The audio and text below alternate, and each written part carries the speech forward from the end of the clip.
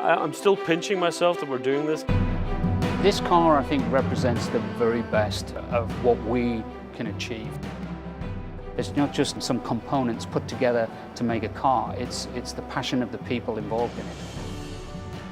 I truly believe we have one of the best design teams in the world. When you've got a tremendously talented group of people that can come together and execute something like this, it's very gratifying. I think there'll be a big emotional connection for a lot of people with this car. This is just a whole nother level above and beyond where we've been so far. We always get asked, when are we going to do the next Ford GT?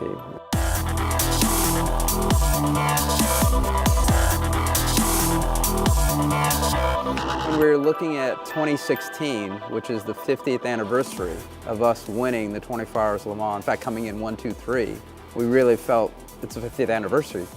We have to do something.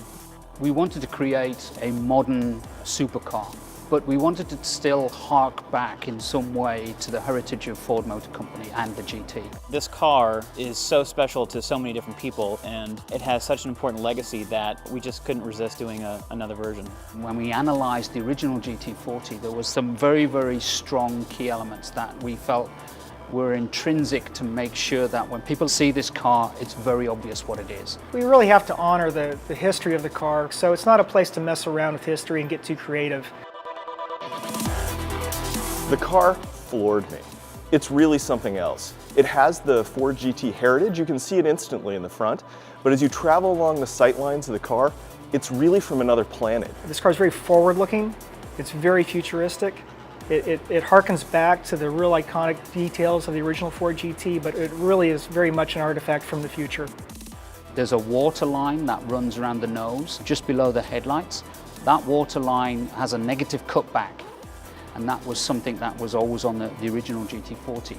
The headlights tend to be more squared off. It's not just styled, it's very intentional. Everything is there for a purpose. We're targeting over 600 horsepower, so with this small compact V6, we really have extraordinary power density from this engine. Clearly, performance is one of the most important drivers of this car, as much as on the exterior as it is on the interior. The design reflects all the simplicity that gives that feeling of performance and lightness. I think when you look at the car, you can probably see it could only be made now. I think we probably couldn't have built this car in terms of the construction of the car 60 years ago. The use of carbon fiber allowed us to get some radical form executions because of the material finish. Like the dash is a structural member of the tub. The tub is a structural part of the car. The dashboard is actually the cross-car beam and gives the stiffness to the actual chassis. It's super lightweight, so it's the best material for creating an efficient product. The efficiency goes throughout the vehicle, from the structure, throughout the bodywork. The EcoBoost twin-turbo V6 is the highest capacity EcoBoost we've produced.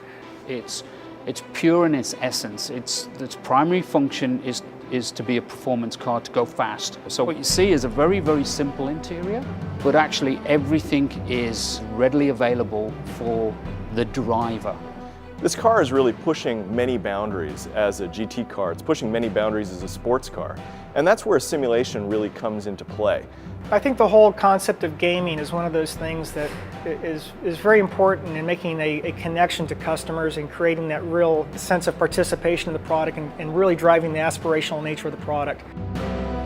With the way video games have evolved and driving simulators have evolved, you get a much more true sense of what the ownership experience is about.